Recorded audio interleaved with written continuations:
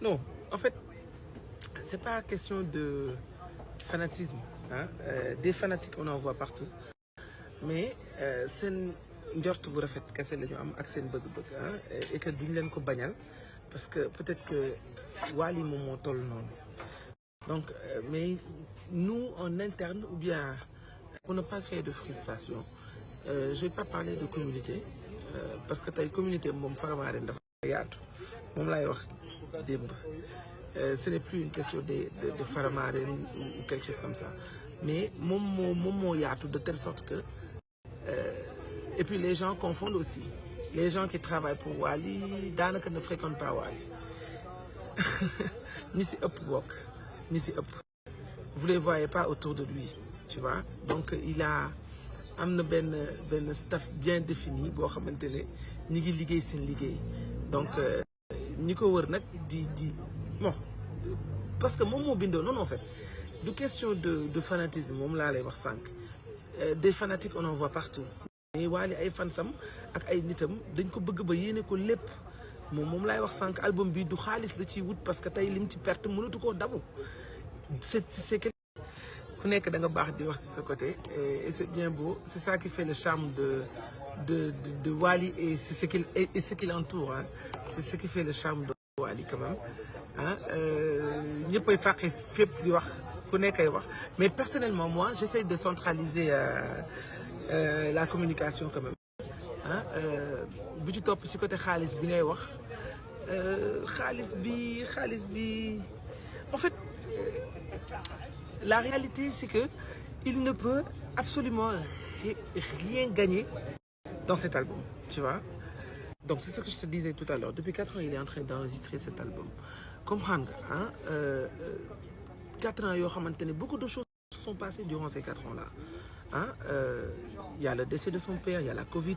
ah il y a les concerts qui ont été beaucoup de concerts ont été annulés même ah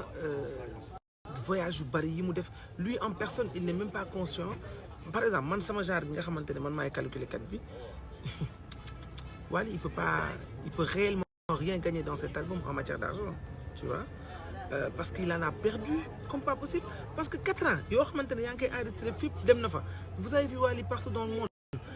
États-Unis tey jii suba fii gannaaw suba fii donc il faut pas si tu me parles dans cet album en matière d'argent tu vois parce qu'il en a perdu comme pas possible parce que 4 ans yoo xamante ne yaa ngi koy enregistré fépp dem na fa vous avez vu Wally partout dans le monde États-Unis tey jii suba fii gannaaw suba fii donc il faut pas si tu me parles d'argent moi je me dis que toi tu fais partie des gens qui ne comprennent pas quoi comprendre nga donc en matière de xaalis moom jël ko teg ko fële beneen bi ci topp peut-être que récompense bi ñu jàpp ni moom la ci war a mën a am mooy disque d'or ah mooy li nga xamante ne tu vois Wally c'est son premier album international xam nga nit yi moom mën nañ la yéene rek liñ la bëgg yéene comprendre nga tes amis loolu lañ lay yéene tes proches loolu lañ lay yéene tes fans à chaque fois l'impossible rek lañ lay yéene ah mais c'est parfois possible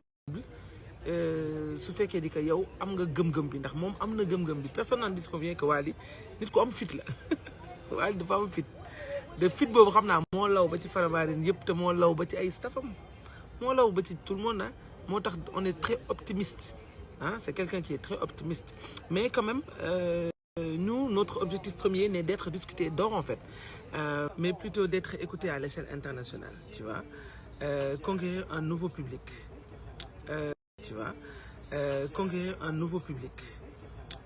donc le but ultime conquérir un nouveau public donc le but ultime c'est d'inciter le public à consommer l'album qui a été réalisé sur plusieurs années hein, et qui est riche en mélodie et en sonorité pour cela il faut évidemment aller acheter l'album qui est disponible sur les plateformes de streaming et en précommande à partir du 6 octobre dans les Fnac. La procédure elle est simple. Vous pouvez précommander l'album à la Fnac directement ou sur le site internet de la Fnac en créant un compte client. Donc si je te parle de nouveau public, c'est parce que Wally a déjà la diaspora, tu vois. Wally a déjà la diaspora. Le public qu'il a, c'est la diaspora. Nous, on est conscients de cela. Donc, public bi ñu soxla mooy ñu weex ñi tubaab bi c'est les Européens. Mais bien sûr.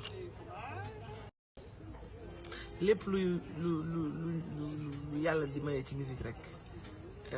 moom am na gëm-gëm bi am na yaqin bi te ñun ñi nga xam te ne ñoo nekk ci ginnaawam am nañ gëm-gëm bi am nañ yaqin bi ne dinañ ko am incha allah rien ne presse je vous donne rendez-vous sur nos plateformes hashtag I wanna be free avec Wally Seck bientôt le 6 octobre en temps vert.